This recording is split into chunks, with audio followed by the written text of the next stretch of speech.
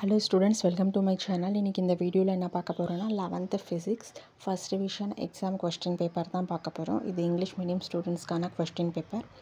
கொடுத்துருக்க எல்லா கொஸ்டின்ஸும் உங்களுக்கு தெரியுதான்னு சொல்லிட்டு செக் பண்ணிக்கோங்க. தெரியாத கொஸ்டின்ஸ் இருந்துச்சுன்னா ஃபஸ்ட்டு ப்ரிப்பேர் பண்ணி வச்சுக்கோங்க.